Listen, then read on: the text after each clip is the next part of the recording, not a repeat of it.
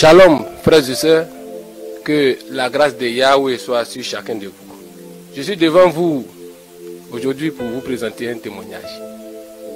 Et le témoignage, c'est quelque chose que tu as vu ou quelque chose qui t'est arrivé et que tu vas rendre un rapport de ce que tu as vu ou entendu.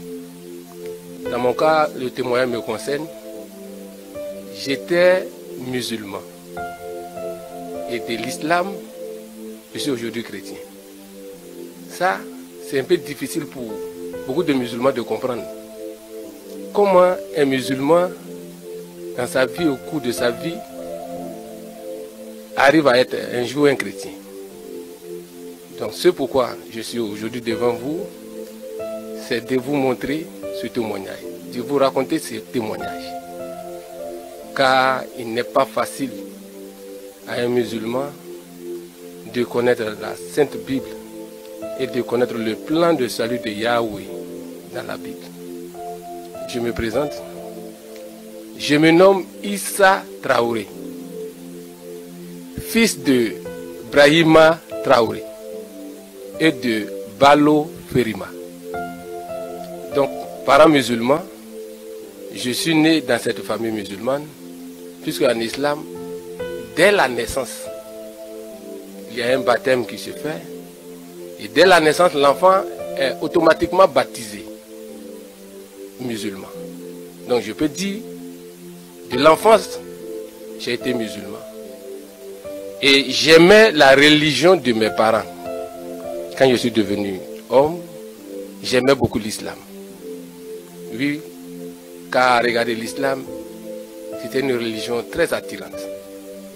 Le mois de Ramadan, j'aimais surtout ce mois-là, car c'est le mois dans lequel tout beau musulman, dans l'ensemble, jeûnait, priait ensemble et rompait ensemble le jeûne. Et sincèrement, cela me plaisait beaucoup. Voir que quand est-ce que le mois de Ramadan arrivait, tout le monde était là en train de chercher à se préparer pour les jeûnes, pour la rupture du jeûne, pour la prière. Et à la fin, surtout du mois de Ramadan, qui était sanctionné par une fête. Et j'aimais beaucoup cette fête. La fête de la fin du mois de Ramadan.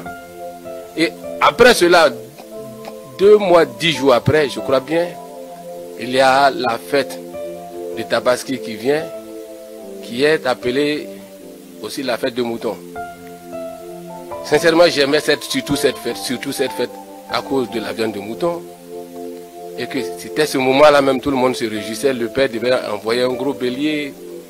Et c'était la fête. J'aimais la voix que mes parents m'avaient donnée. Mais tout autant étant musulman et que j'aimais cette voix, j'avais souvent de sérieux problèmes, de sérieuses inquiétudes quant à mon salut. En 1988, mon père décède. C'est à partir de ce moment-là que beaucoup de choses vont arriver dans ma vie. Je voyais les autres mourir. Dans les familles, on apprenait que tel était décédé dans telle famille, tel était décédé dans telle famille. Mais vivre l'expérience de la mort dans ma famille, c'était la première fois que je voyais un membre directement lié à ma personne, mon père, qui venait de nous quitter en 88. En ce moment, j'étais encore en classe de 5e. Je ne m'en revenais pas. Où est-il allé? Où Traoré Brahima est allé? Je pensais qu'il allait revenir peut-être un jour. Parce que après la mort, il y a eu au moins 3 mois où la cour était remplie de monde. On ne pouvait pas sentir que l'homme n'était pas là. Mais après les 3 mois, 40e jour de sacrifice, tous les derniers visiteurs et visiteuses qui étaient là sont partis. Il ne restait maintenant que seulement les membres de sa famille. Et dans l'année 1988 où il est mort, on devrait payer son dernier mouton de Tabaski. Et on allait payer le mouton.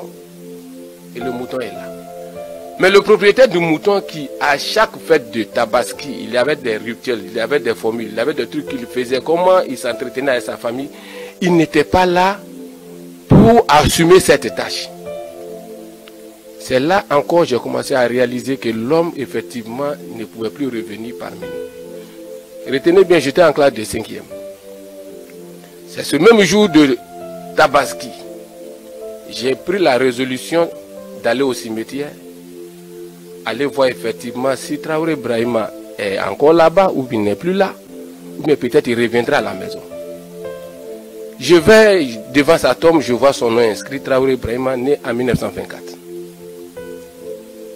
Je réalise là que, oui, cet homme, mon père bien-aimé, l'homme le plus fort que moi je considérais, c'est lui qui est couché là, et il ne reviendra plus jamais parmi nous.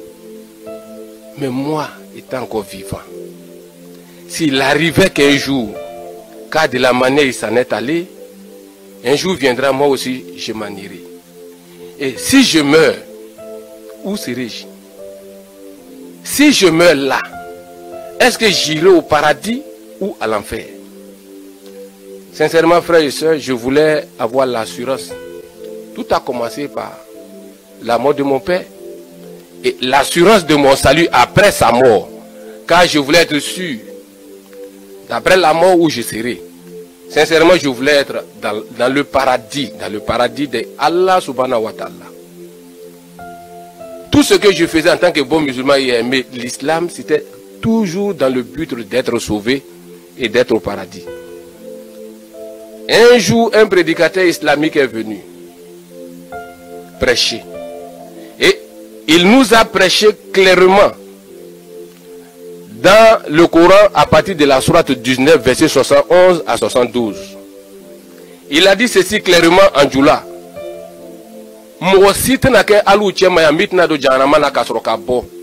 Cela veut dire quoi en français? Il n'y a personne parmi vous qui ne passera pas par l'enfer. Car c'est un décret irrévocable d'Allah subhanahu wa ta'ala. Et que tout musulman devait passer nécessairement par l'enfer avant de sortir. Ah, il ne fallait pas que ce vieux la prêche cette prédication-là devant moi. J'étais troublé. Troublé au point même que je me demandais comment faire pour ne pas passer par l'enfer. Que ce soit passer par l'enfer ou passer par le pont de la Gienne. Mais pourquoi dois-je faire un tour dans l'enfer, passer par l'enfer, sur le pont de l'enfer? Pourquoi dois-je aller dans l'enfer? Et Issa cherchait la solution. Issa cherchait le chemin. Y a-t-il pas une possibilité pour moi de ne pas passer par l'enfer? Et c'est ainsi qu'un jour je rencontre encore un autre vieux que je lui demande. Je voulais sincèrement connaître Dieu et avoir l'assurance de mon salut. Comme ici, il y a beaucoup de personnes dans le monde qui ont leur ambition personnelle.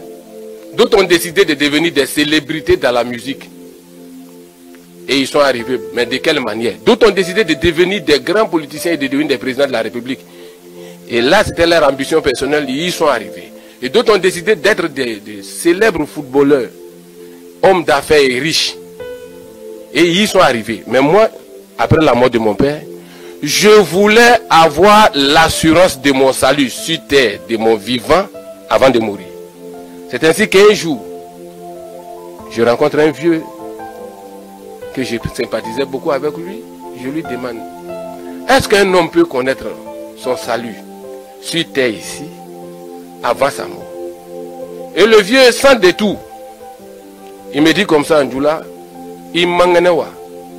c'est-à-dire, tu es malade. Comment peux-tu prétendre dire que tu peux connaître ton salut alors que tu n'es pas encore mort? Là, j'étais étonné. Il dit qu'il nous faut d'abord mourir. Et que ce mystère de l'acquisition du salut là, on ne peut pas le connaître. Il faut nécessairement mourir. Et il va plus loin. Il dit, mais il y a une pesée, la pesée des œuvres sur la balance qui aura lieu. Étant encore vivant, nous commettons de bonnes œuvres et de mauvaises actions. Mais comment toi, du coup, tu n'as même pas fini d'œuvrer? Puisque aujourd'hui comme demain, tu peux faire de bonnes actions comme de mauvaises actions. Et sans même finir ta vie, et toi, le curieux, tu veux connaître déjà ta destinée, alors qu'il faut bien vivre d'abord. Et après quoi la peser? La balance, on viendra peser tes œuvres. Et après la pesée de tes œuvres, si tu es sauvé, tu sauras ce jour-là. Et si tu n'es pas sauvé, tu le sauras ce jour-là. Donc, en un mot, tu attends d'abord avant de mourir et de connaître ton salut. Ah là, il a encore amplifié ma crainte, ma souffrance et l'angoisse que mon âme ressentait dans mon fort intérieur. J'étais un bon musulman dans ma manière, puisque je faisais tout ce qu'il m'était demandé de faire, les 5 piliers. J'aspirais même un jour à aller à la Mecque, si les moyens me permettaient. Quand je m'étais dit que si je vais un jour à la Mecque, je devais avoir la rémission totale de tout ce que j'avais fait. Mais à chaque fois, je revenais sur la position du vieux, sur la prédication du vieux qui disait: il n'y a personne parmi vous qui ne passera pas par l'enfer. Donc là, je comprends que même par implication, le prophète islamique, lui aussi, puisqu'il n'y a personne sans excepter, par implication, le prophète islamique aussi doit nécessairement aussi passer par l'enfer pour aller au paradis. Et moi, je me suis dit que, y a-t-il pas une possibilité? Y a-t-il pas un chemin? Et un chemin qui me permettra d'aller directement au paradis sans passer par l'enfer. Et j'étais troublé. Troublé au point que il m'arrivait des fois, chaque fois que je pensais à la mort, à l'après-mort, je devenais triste. Et c'est ainsi que je suis resté dans cette situation de tristesse dans mon âme, du collège jusqu'au lycée. J'arrive au lycée en 92, où j'étais encore en classe de première. Je rencontre un ami de classe, Esso Roulant, un bon chrétien bien rangé. Je faisais le plus souvent des débats avec lui. Des débats. Mais je ne discutais pas le plus souvent pour comprendre. Je m'énervais quand est-ce qu'on attaquait le prophète. Je m'énervais quand est-ce qu'on attaquait l'islam. Je m'énervais quand est-ce qu'on attaquait le Coran. Mais pour comprendre réellement ce que les gens cherchaient à développer, cela ne m'intéressait pas trop.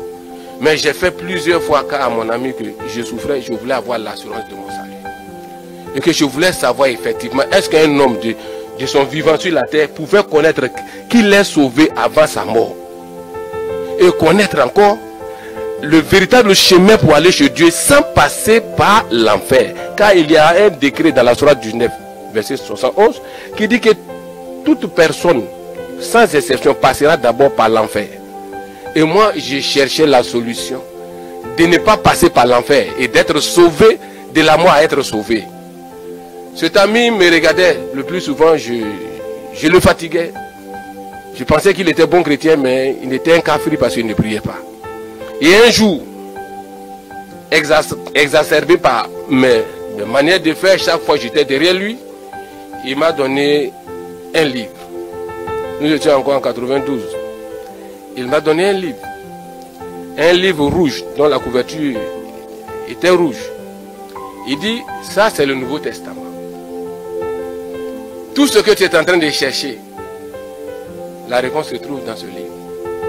Et il m'a dit, si tu es sincère,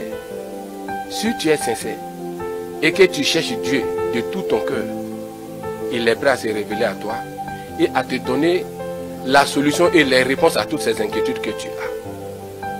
Ah, bon, en fait c'est un ami qui venait juste de me donner un livre. J'ai pris le livre car c'est un cadeau d'un ami.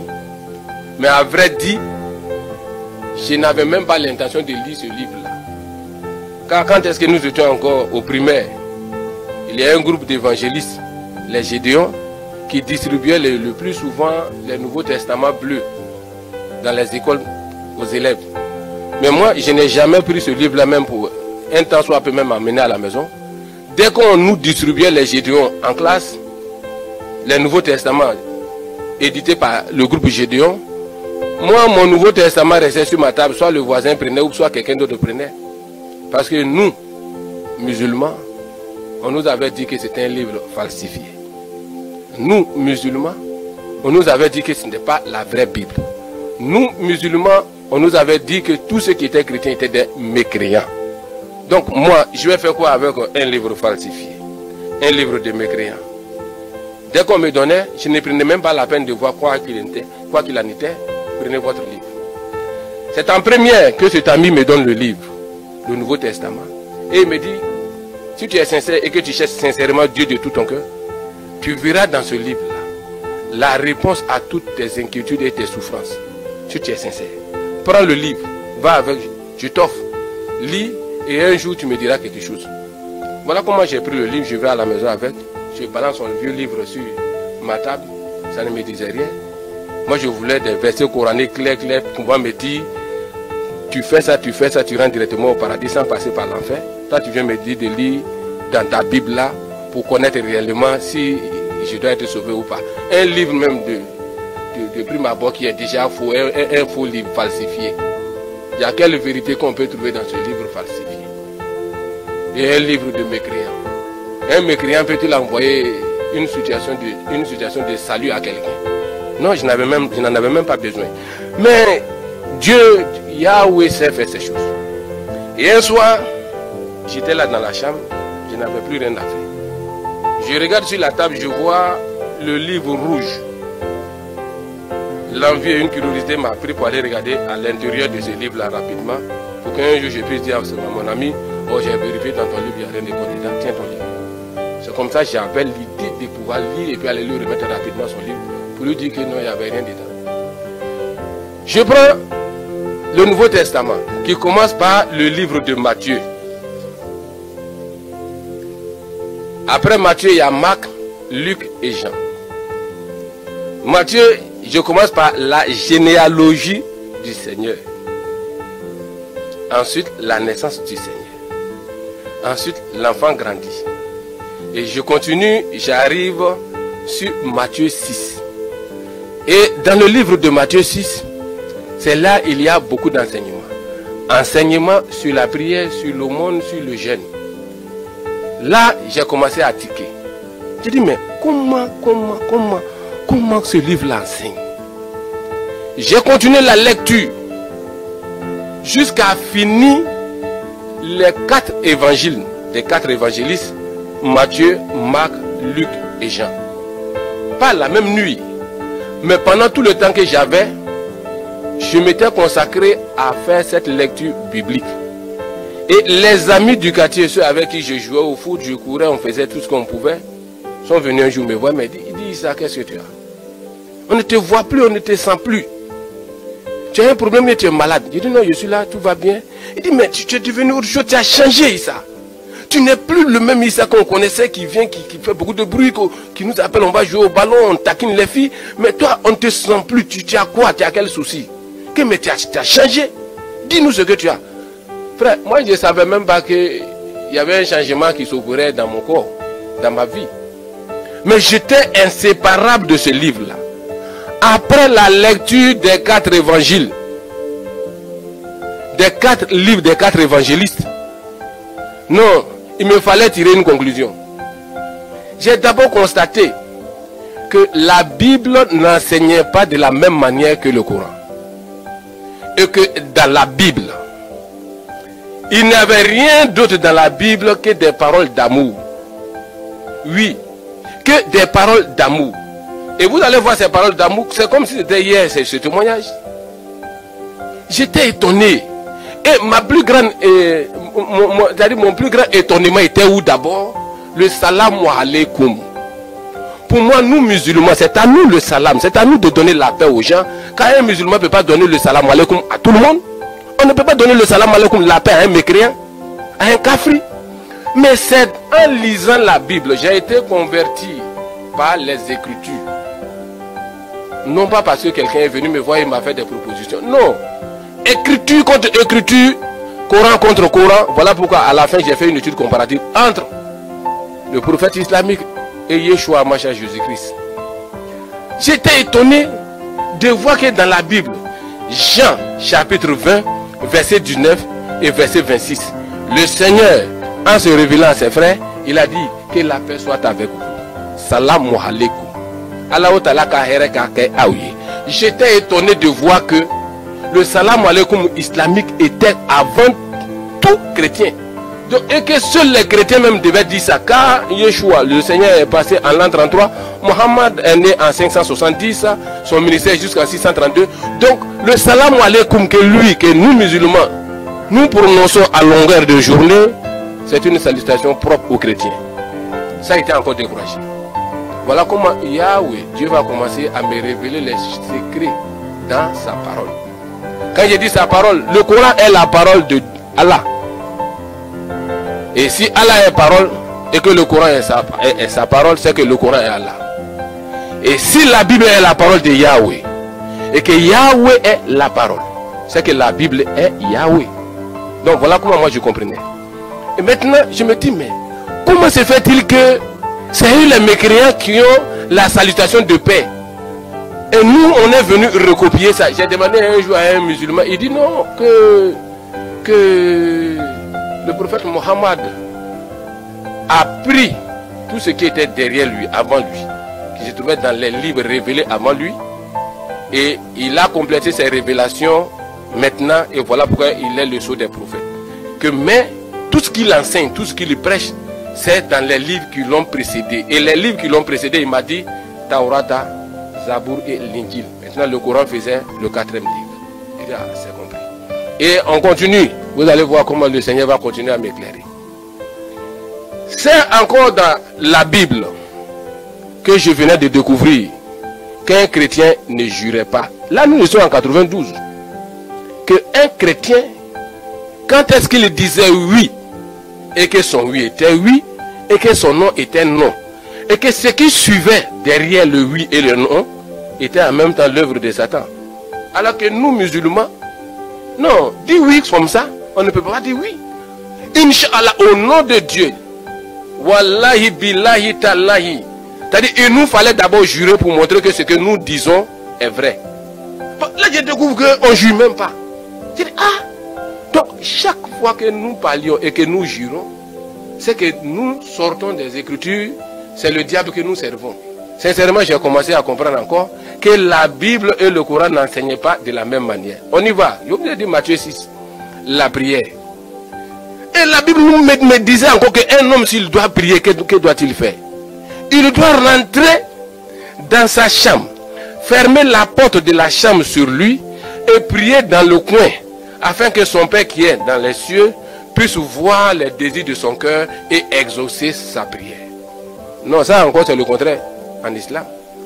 La prière doit se faire à n'importe quel moment, à n'importe quel endroit. Dès que l'heure de prière est arrivée, même si c'est en cours de route, au bord de la route, devant les gens, en public, que tu fasses ta prière. Mais ici, que tu rentres dans la maison, tu fermes la porte sur toi, il dit, ah, mais ça commence à être difficile. Donc un chrétien ne doit pas prier qu'on puisse le voir en train de prier. J'ai dit, alors là, quel enseignement? Ne ratez pas ça. Vous allez encore comprendre que l'enseignement biblique qui m'a amené à chercher les Saintes Écritures dépassait moi-même mon entendement. Et on continuait. Et j'arrive au point que le Seigneur même disait à ses disciples, aimez vos ennemis. Aimez ceux qui cherchent à vous tuer. Priez et bénissez vos ennemis. Aimez vos ennemis comme vous-même. Non, là, c'était encore dur. C'était dur. Nous savons que le Coran dit, les disciples du prophète Mohammed, ils s'aiment entre eux, mais dur envers les mécréants. Ça c'est juste. Comment quelqu'un peut aimer un homme qui cherche à t'ôter la vie? Mais le Seigneur disait ici, que si quelqu'un te donnait un coup sur la joue droite, tends-lui l'autre joue. Mais comment peux-tu aimer quelqu'un qui cherche à te tuer? Frère, quand est-ce que j'ai commencé à comprendre que l'amour que le Seigneur donnait était tout à fait différent de ce qu'on nous enseignait dans le Coran, j'ai commencé à me dire, mais qui est Yeshua? Qui est ce Jésus pour parler de la sorte et amener les gens à se comporter de cette manière? La petite conclusion d'abord était quoi? Je me suis dit que quiconque marchait comme façon les disciples de Yeshua l'ont donné, l'ont prescrit, non. L'inquiétude première que j'avais, qui était comment faire pour être sauvé, je me suis dit, quiconque marchait comme les disciples de Yeshua, il était difficile pour que cela rentre dans l'enfer. J'ai commencé à comprendre que l'enseignement biblique, bien respecté, pouvait amener quelqu'un au salut. Et regardez ce que Yahweh va faire à la fin. Je finis avec les 4 évangiles arrivés sur Jean, surtout l'évangile de Jean, le chapitre 14. Car tout croyant qui vient dans le Seigneur, il a un témoignage. Et son témoignage est basé sur des Écritures. Même si tu es le fils d'un pasteur, il te faut un témoignage. Si tu es le fils de qui que ce soit, il te faut un témoignage. Et le verset biblique qui m'a surtout donné l'assurance de mon salut, Jean 14, verset 1 à 3. Le Seigneur, lorsqu'il était avec ses disciples, le moment était venu pour qu'il parte. Il a dit à ses disciples que votre cœur ne se trouble point. Croyez en Dieu et croyez en moi.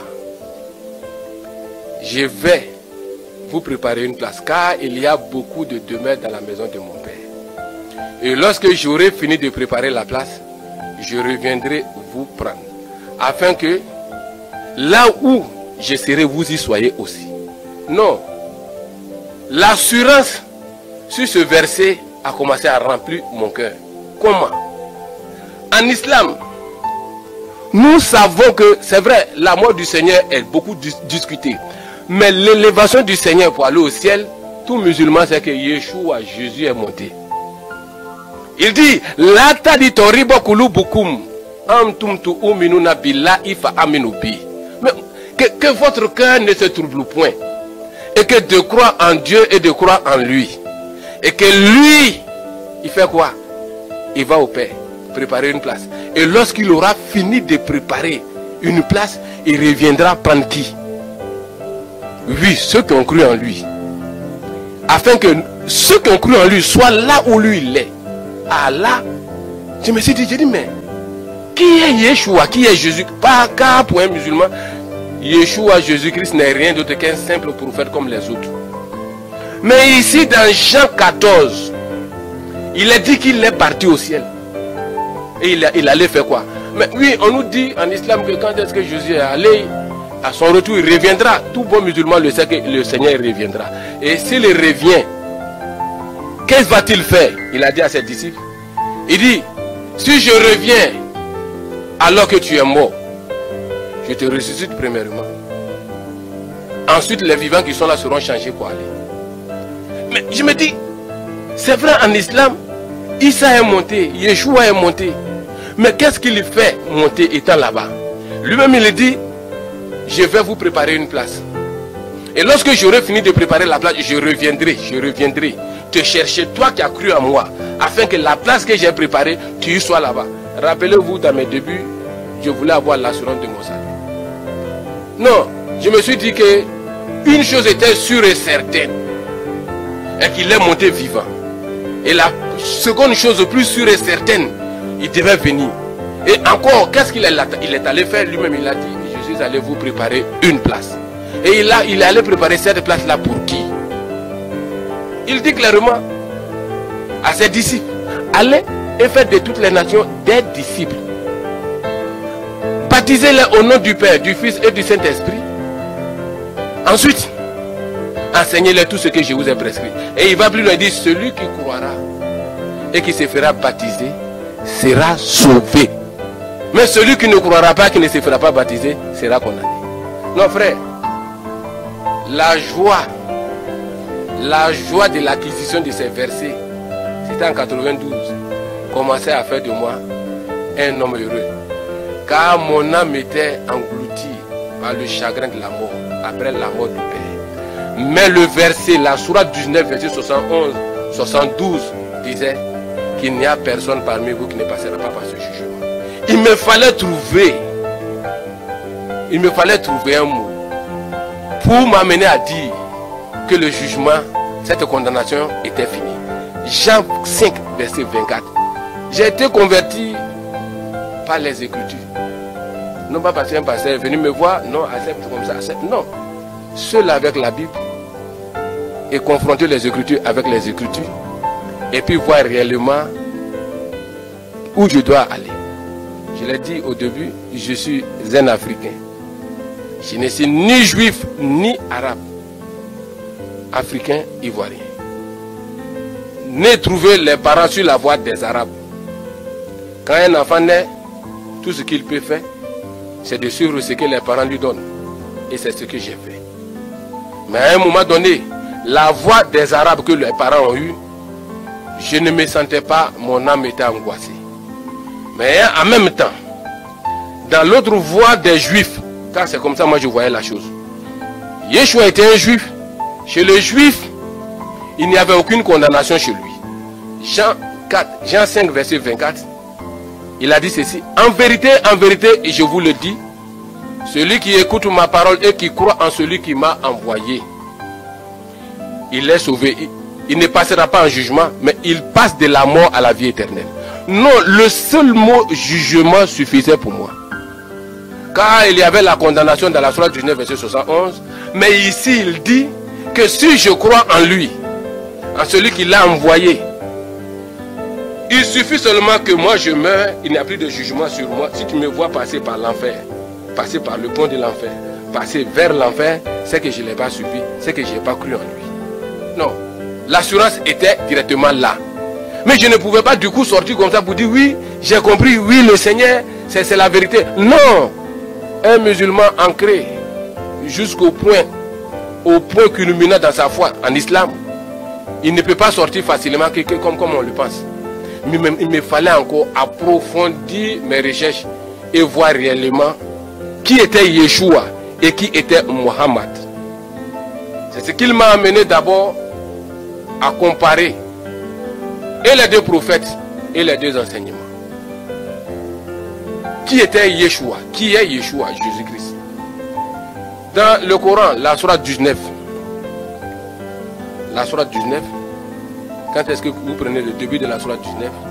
Comment Yeshua est né? C'est clair dans le Coran. Yahweh, Allah a envoyé l'ange Gabriel chez une vierge. Et Gabriel est allé voir la vierge Myriam. Et dit à Myriam que la parole de Dieu viendra à toi. Et tu concevras un enfant. Et c'est cet enfant qui sera appelé Issa. Mais Myriam dit que comment cela pouvait-il se faire? Je ne suis pas une prostituée.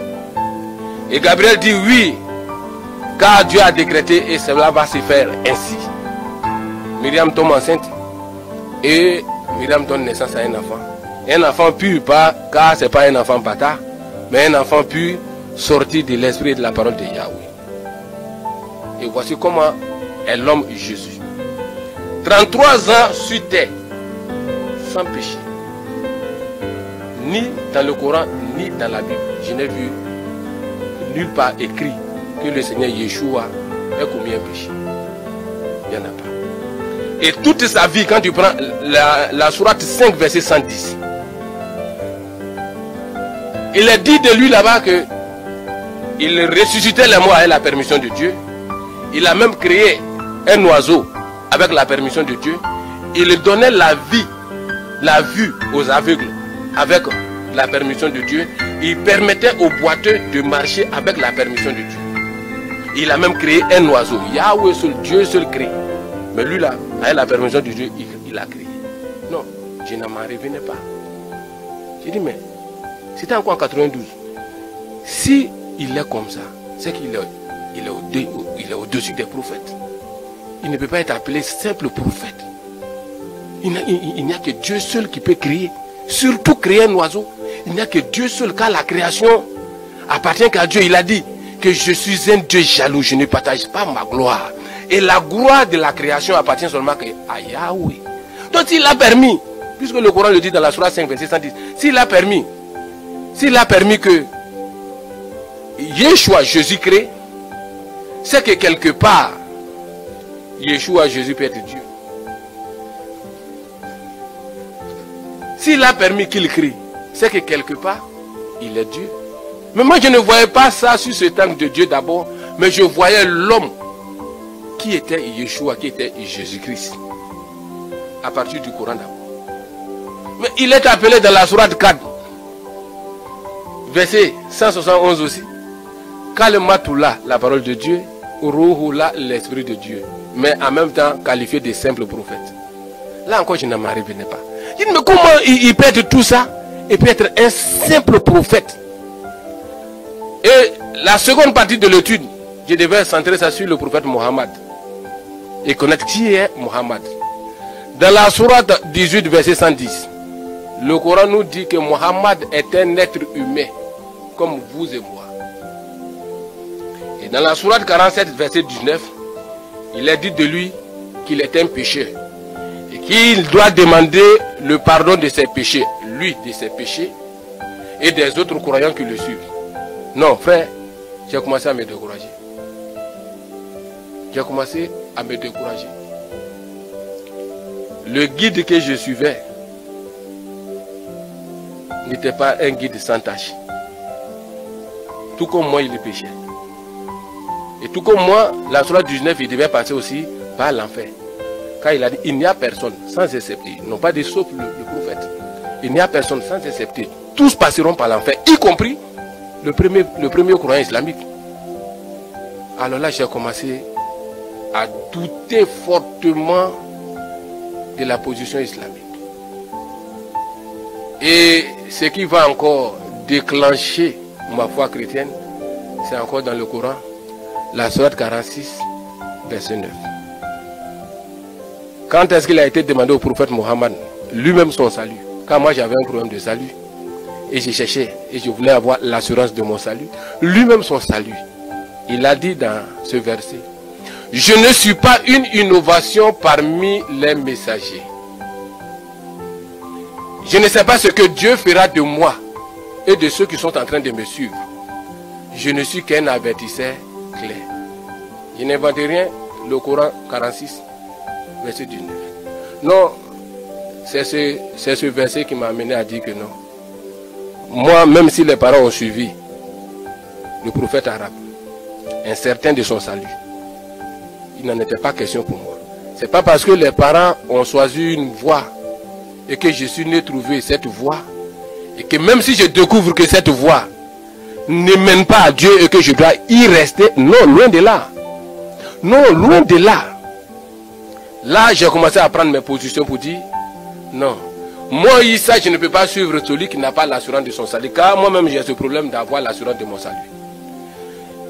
Et le verset, Jean 14, verset 1 et 3, me disait clairement que il me fallait simplement suivre le Seigneur, car il est allé préparer une place pour moi.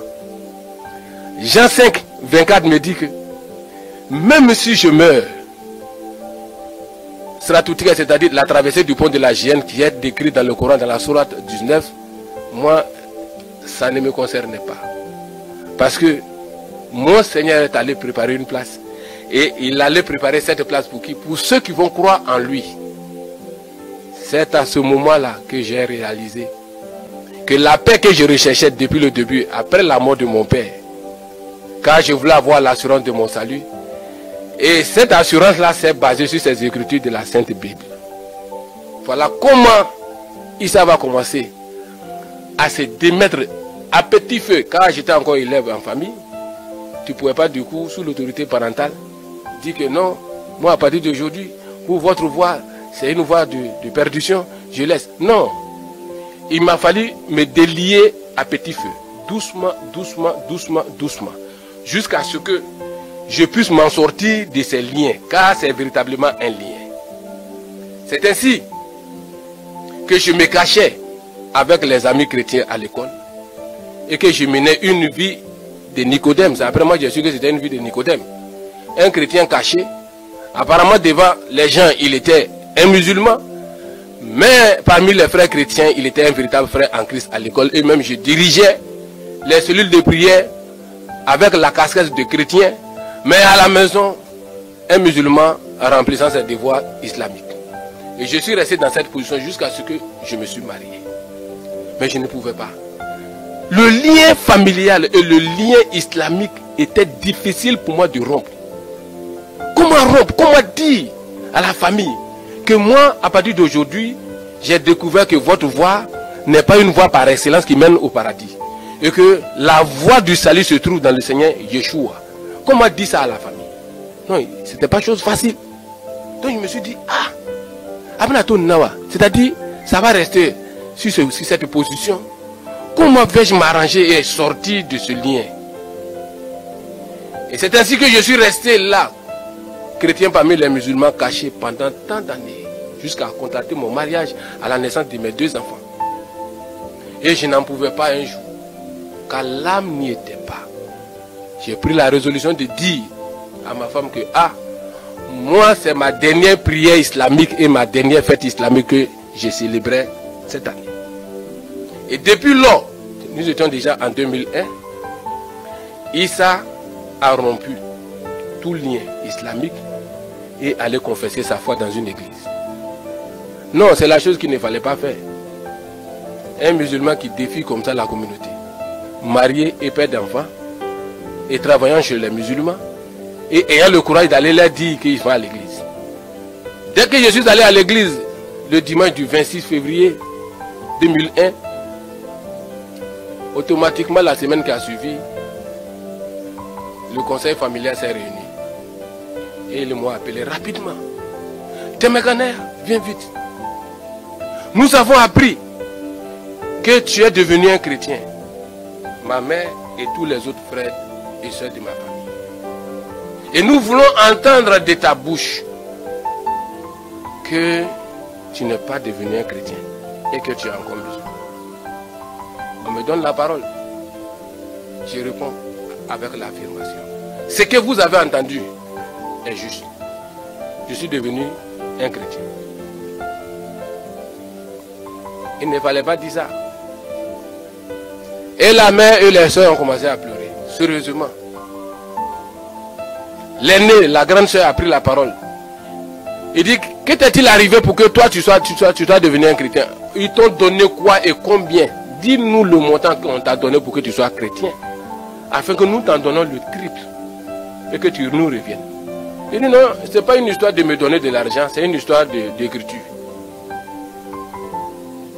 C'est une histoire d'écriture. Et elle s'est emportée. Écriture, toi tu es à quel niveau? Écriture, toi tu es allé à l'école jusqu'à où? Et tu vas venir nous enseigner ici. Si notre voix, la voix que nous sommes dessus, c'est ce qu'elle disait, était fausse, les érudits islamiques de notre pays, elle a commencé à les citer, allaient venir nous dire que l'islam est faux. Et toi-même qui n'es même pas instruit, un homme de peu d'instruction, c'est toi qui te lèves comme ça pour venir nous dire que là où nous sommes là, c'est du faux. J'ai dit, mais oui, moi je n'ai pas trouvé le salut dans là où vous êtes là. Non, il ne fallait même pas encore dire ça. Comment moi je peux dire qu'on ne trouve pas le salut dans les positions? J'ai dit, ah, en tout cas, moi, ce qui me concerne. En ce qui me concerne, je n'ai pas vu le salut dans le Coran.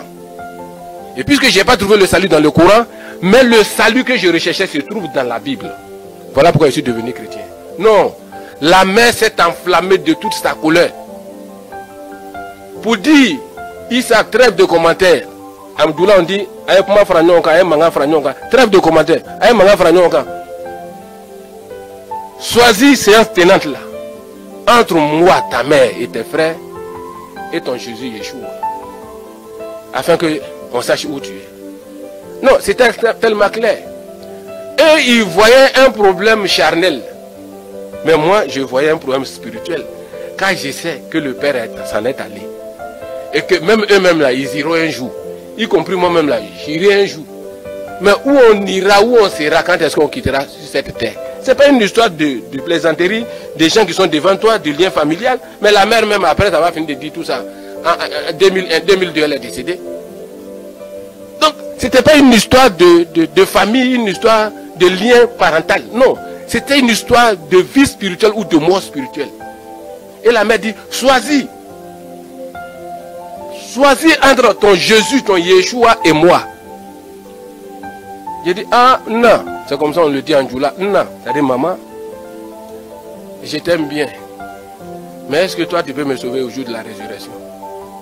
Parce que le Seigneur a dit que ne vous inquiétez pas de ce que vous allez dire lorsqu'on va vous traduire en justice, lorsqu'on cherchera à vous juger. Et c'est ce jour-là que je lui ai dit clairement que non, est-ce qu'au jour de la résurrection, toi, tu pourras me sauver, tu peux me sauver au jour de la résurrection. J'avais déjà la réponse dans la sourate 80. Car dans la sourate 80, personne ne prendra le fardeau de personne. La sourate 80, verset 33. Si tu t'es égaré sur la terre ici, tu t'es égaré pour toi-même. Mais si tu t'es sauvé pour toi-même. Personne ne prendra le fardeau de personne. Je dis ça à ma mère. Je t'aime bien en tant que mère. Mais quant à mon salut, tu ne peux pas me sauver. Le Seigneur Yeshua, Jésus-Christ, lui, il me sauvera. Il me suffit seulement de faire confiance à lui et de l'accepter. Non, la mère a tout coupé. Les sentences vont tomber. Je te renie. À partir de ce moment, tu n'es plus membre de ma famille. Ton père n'est plus, puisqu'il est mort en 88. Nous étions en 2001. Tu n'es plus mon enfant. Ta carte d'identité est avec toi. J'ai dit oui. Je pensais que c'était pour autre chose. Que si ta carte d'identité est avec toi, enlève mon nom dans ta carte d'identité. Et trouve le nom d'une femme sudiste. Puisque nous sommes les nordistes du nord, c'est l'islam. Le sud de la Côte d'Ivoire, c'est le sud chrétien. Trouve une femme Bousmani, c'est ce qu'elle a dit. Et mets le nom de cette Bousmani sur ta carte. Je ne suis plus ta mère. Enlève carrément mon nom sur ta pièce d'identité. Ah, la sentence était grave. Et à partir d'aujourd'hui, tu es renié et banni. Et quiconque parmi ses enfants fréquentera encore Issa sera aussi maudit. Voilà comment Issa, après avoir confessé sa foi à ses parents, a été carrément renié par les mêmes parents. Je sors, homme renié et maudit. Mais j'avais une écriture encore dans la tête. Car Yahweh dit, honore ton père et ta mère, afin de vivre heureux et longtemps sur la terre. Mais quand est-ce que l'obéissance des parents se heurtait à la volonté de Yahweh? Que doit-on faire? Certes, j'aime ma mère, mais la position des parents allait contre la position de Dieu. Quand est-ce que tu prends Acte 5, verset 29? Plutôt que suivre Dieu ou les hommes. Mais moi, il me fallait suivre Dieu. Et j'étais convaincu d'une chose. Et que si Yahweh était avec moi, qui pouvait venir me maudire et détourner ma destinée? Non. J'ai pris la route en train de sortir. L'aîné homme, garçon, il m'a rattrapé sur la route. Il dit non, Issa. Dis seulement que tu reviens et que tu renies ta foi chrétienne. J'arrange tout, on te remet à ta position. Même ton emploi là, tu vas perdre ça. Il dit, c'est déjà fait, moi. C'est fini. Je demeure chrétien et j'ai été déjà renié. Continue à éprouver. Et voici comment Issa va commencer une nouvelle vie. D'enfer. Ça oui, ça il faut le dire. Une nouvelle vie d'enfer. Car le Seigneur dit, celui qui me suit, qui lui porte sa croix. Oui, sa croix, c'est pas aller chez le menuisier, aller faire une grosse croix et puis se promener avec ça. Non, il ne s'agit pas de ça. La croix là, c'est ça. Les souffrances qui viendront. Mais tu verras la main de Yahweh dans ta vie. Quand bien même que ces souffrances seront là. Non, les souffrances ne vont pas s'effacer. Les souffrances vont être là. Mais tu verras comment Yahweh viendra te secourir. Le boulot que je faisais avec eux, d'abord ils se sont dit, ah si on l'arrache directement le boulot, marié, père de 2 enfants, comment il va faire pour s'occuper de ses enfants? Pour l'amener à laisser sa foi, il faudrait qu'on le coince quant à son boulot. S'il sait qu'il est en train de perdre son boulot, peut-être il reviendra encore à la raison avec nous. Donc qu'est-ce qu'ils vont faire? Le jeu maintenant, c'est d'aller me coincer à travers le bien matériel qui est le travail. Et l'oncle avec lequel je travaillais, l'oncle là m'appelle pour me dire, bon Issa, viens me voir. Ils m'ont dit que tu es devenu chrétien, je n'y crois pas. Viens chez moi à la maison m'expliquer que tu es chrétien. Soit on continue ou soit on arrête le travail. Je suis allé le voir un dimanche. Il m'a fait rentrer dans sa chambre. Et dans la chambre, il a fermé sa porte. Il s'est assis sur le lit et il m'a laissé sur son tapis. Et la question, j'ai appris que tu es devenu chrétien. Qu'est-ce qui t'a pris pour devenir chrétien? Explique-moi. Et dis-moi que tu n'es plus jamais chrétien. Vous voyez, on te demande, explique, et puis en même temps on te donne la réponse. Dis-moi que tu n'es plus chrétien. Il dit non, je suis chrétien. Et qu'est-ce qui t'est arrivé pour que tu sois chrétien? La même chanson, je n'ai pas vu la sourate du salut dans le Coran. Le vieux a commencé à s'énerver. Il dit, comment moi je peux dire qu'on n'a pas l'assurance du salut dans le Coran? Que lui, il vient fraîchement de la Mecque. La terre sainte, je viens fraîchement. C'est ce qu'il a dit. Je viens fraîchement de cette terre sainte. Je rayonne comme ça quand tu as une gloire. Et toi, tu viens me dire qu'il n'y a pas d'assurance dedans. J'ai dit oui. J'ai dit, mais le Coran nous dit bah, que tout bon musulman passera par l'enfer. Il me dit, c'est écrit où? Les frères et les parents musulmans qui vont suivre cette émission doivent chercher à fouiller dans le Coran d'abord. Ne suivez pas parce que nous sommes nés et trouvés nos parents musulmans, croyants et nous allons continuer comme... Non, ne suivez pas. C'était comme ça j'étais. Si cet ami et ce Roland chrétien ne m'avait pas donné la Bible pour que je puisse prendre un temps soit peu, un petit temps pour regarder à l'intérieur de la Bible, peut-être aujourd'hui encore, j'allais être là en tant que musulman, mais anxieux et craignant encore ma destinée après la mort. Ne refusez pas. Posez des questions. De la manière dont l'homme cherche à chercher l'argent, posez des questions quant au salut de votre âme. N'avalez pas tout ce qu'on vous dit. La Bible est là, le Coran est là. Nous ne sommes ni juifs ni arabes, nous sommes des Africains. Et il nous incombe de fouiller dans les deux voies. Il y a un juif qui présente le salut. Quiconque croit en lui, il ne verra même pas l'enfer. Il est allé préparer une place et il reviendra vous prendre. Et bien l'autre dit, l'arabe dit, tu passeras par l'enfer. Nécessairement par l'enfer avant d'être sauvé. Et lui-même, l'arabe même qui dit que tu passeras par l'enfer, lui-même encore le comme c'est qu'il ne sait même pas s'il est sauvé ou pas. Comment peux-tu comprendre un guide? Un prophète qui te dit prophète et qui est venu nous apporter le salut est lui-même dans une situation de confusion totale. Donc alors là, moi je ne pouvais pas suivre un prophète dans la confusion. Et voilà pourquoi j'ai dit à mon oncle. Il dit qu'il n'ai pas vu de salut dans le Coran. Et il a commencé à s'énerver. J'ai dit non. L'homme peut avoir l'assurance de son salut sur la terre. Car c'est la seule chose que Dieu permet que l'homme puisse avoir afin d'avoir la paix du cœur dans son âme. Il dit, obéissez à ce que tu dis. C'est-à-dire, ça peut se faire comment? Il dit, mais dans la Bible, là, dans la Bible des chrétiens, il y a des gens qui ont confessé leur salut, qui ont dit qu'eux, ils étaient sauvés car ils ont vu le salut de Dieu. Il dit donc, c'est-à-dire, le salut de Dieu, c'est quoi? Je lui ai fait sortir l'histoire de Siméon, dans Luc 2. Cet homme de Dieu, qui, lorsqu'il a vu l'enfant Yeshua dans la main de Myriam, qu'est-ce qu'il a dit? Il dit, Seigneur, tu peux laisser ton serviteur s'en aller en paix. Car mes yeux ont vu quoi? Ton salut.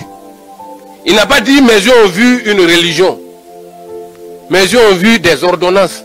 Mes yeux ont vu des préceptes, des pratiques, des dogmes. Mais mes yeux ont vu quoi? Ton salut. Donc le salut de Dieu, là, on peut voir ça, et puis croire à ça, et puis accepter ça, et être sûr qu'on est sauvé. Et le vieux m'a dit, bon, comme c'est ainsi qu'il a compris que je pouvais aller, nous allons continuer le travail. Quelques jours après, son ami intime vient me voir et il me dit, Issa, ton oncle me charge de venir te dire que si tu n'étais pas sorti à ce temps-là net dans la maison, il allait confesser le Seigneur Yeshua. Il dit quoi? Il dit, tellement tu as parlé, le vieux, quand bien même qu'il venait fraîchement de la Mecque, a failli devenir chrétien. Tellement qu'il a eu peur, il cherchait même à ce que tu partes. Quelque temps après, il vient chez moi, le même oncle, et il me dit, je te demande pardon et je te demande une chose. Travaillons ensemble, mais ne parle jamais du Seigneur Yeshua devant moi. Ne m'évangélise pas, ne me prêche pas, ne me parle pas de Dieu. Parlons uniquement que travail, travail, travail, travail. C'est là que j'ai compris qu'il avait peur. Peur d'écouter ces vérités. Car le Seigneur a dit, Tarifuna walahaka, walahaka yuharirikum. Vous connaîtrez la vérité, Jean 8, 32, et la vérité vous affranchira. Et la vérité c'était quoi? Dieu n'a pas laissé l'humanité dans le billard, sans connaître si les hommes sont sauvés ou pas. Dieu a prévu un plan de salut pour l'humanité, qui est dans la personne de Yeshua, Amacha et Jésus-Christ. Mais nous musulmans, quand est-ce qu'on était encore musulmans et petits, nous avons été sérieusement vaccinés contre la Bible. Je le dis, un vaccin contre la Bible. La Bible est falsifiée. La Bible n'est pas la parole de Dieu. Ce n'est même pas la vraie Bible. Et quiconque lit la Bible est un mécréant. Et voilà comment beaucoup de musulmans rejettent les enseignements bibliques sans même les vérifier. Et le second point, avant que je ne finisse, car je voulais dire que j'ai appris beaucoup dans les 4 livres des 4 évangiles.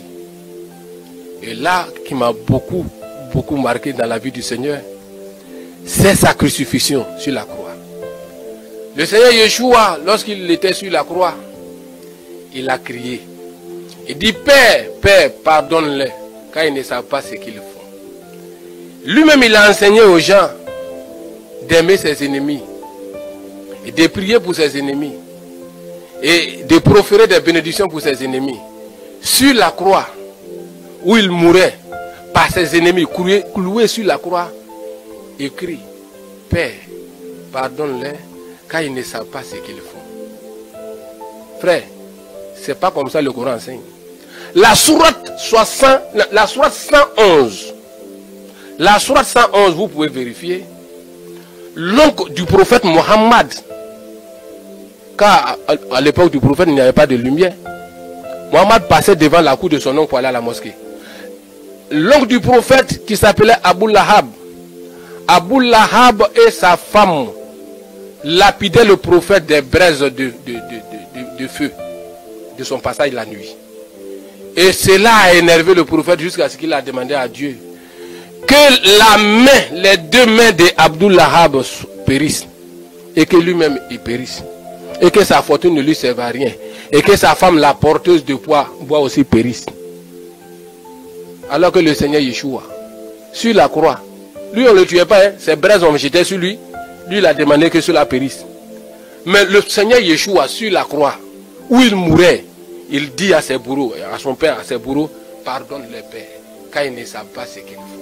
Non, le Coran et la Bible n'enseignent pas de la même manière. Aucun homme ne peut marcher comme le Seigneur Yeshua a dit. Ses disciples l'ont enseigné. Et puis, ne pas avoir l'assurance de ton salut, ne pas être sûr de ton salut. Non, c'est que tu n'es pas un croyant. Non, c'est que tu ne crois pas en lui. Donc, je le dis, tous ceux qui vont m'écouter, encore musulmans, ayez le courage de regarder un peu dans la Bible. Nous les Africains, nous ne sommes ni juifs ni arabes pour dire qu'il y a une position de rivalité entre les 2 peuples. Non. Nous avons hérité de l'islam à partir des arabes, du christianisme à partir des européens qui ont dit que Yeshua est un juif, Et les 2 livres sont là, les 2 prophètes sont là. Il te suffit seulement de regarder et de vérifier dans les Écritures. Aujourd'hui, la Bible est en plusieurs langues, le Coran aussi en plusieurs langues. Il te suffit de regarder dans ces livres et de chercher la position de ton âme avant que tu ne décèdes. Moi, sur la terre, ce que je cherchais, j'ai dit à un ami, j'ai dit, ce que je cherchais sur la terre, premièrement, je l'ai eu. Il dit quoi? Il dit, je suis sauvé. Il était étonné. J'ai dit, je suis sauvé. Les autres choses, que je sois riche, pas riche, avec beaucoup de moyens, ça, je laisse ça dans la main du Seigneur. Mais quant à moi, la position de mon âme, de ma vie sur cette terre et après ma vie, ça, je n'ai plus d'inquiétude. Je suis sauvé et j'ai la paix de Yahweh dans mon cœur. Et je vais finir. Il dit aux frères et aux parents musulmans, ne restez pas là que parce que vous avez vu vos parents dans telle voie et que chacun doit rester dans sa voie. Non. Le Coran dit dans la sourate 80, personne ne prendra le fardeau de personne. Si tu t'es égaré pour toi-même. Si tu t'es sauvé pour toi-même. Dieu a tant aimé le monde qu'il a donné une porte de salut au monde. Et de quiconque croira en celui-là, il est sauvé. Et le Seigneur a dit clairement, il dit, je vais vous préparer une place. Et lorsque j'aurai fini de préparer la place, je reviendrai vous chercher. Afin que là où je suis, vous y soyez. Mais il est parti. Et le Coran est d'accord que le Seigneur est au ciel. Et le Coran est d'accord que le Seigneur reviendra. Mais où est Mohammed? Il est là. Il est là, comme les autres, comme mon père. Et il attend aussi que le Seigneur revienne et qu'il soit ressuscité. Car le Seigneur ressuscitera d'abord ceux qui ont cru en lui. Mais si tu n'as pas cru en lui, tu ne seras pas ressuscité. Si tu ressuscites, là, tu vas l'enfer. Donc, pour éviter ça, il faut sur celui qui est vivant. Tu suis 2 prophètes. Il y a un qui est vivant, qui est encore en train de travailler, et l'autre est mort, enterré, endormi, en train d'attendre qu'on vienne le réveiller. Et toi, si tu le suis, tu vas t'endormir afin qu'on vienne te réveiller. Mais étant derrière lui, tu ne pourras pas te réveiller. Mieux vaut suivre celui qui ne dort pas. Là, s'il vient, puisque tu suis le vivant, s'il vient que tu es mort, il te ressuscite là, il a la formule de la résurrection. Que Allah subhanahu wa ta'ala vous donne encore beaucoup de sagesse et beaucoup d'éclaircissement. Je pense que les jours à venir, nous allons continuer et amener les frères et sœurs à comprendre la position de la véritable vraie foi. Je pense que les jours à venir aussi, de l'islam à la foi chrétienne et de la foi chrétienne au message. Car il y a un message du temps de la paix. Que Yahweh vous bénisse.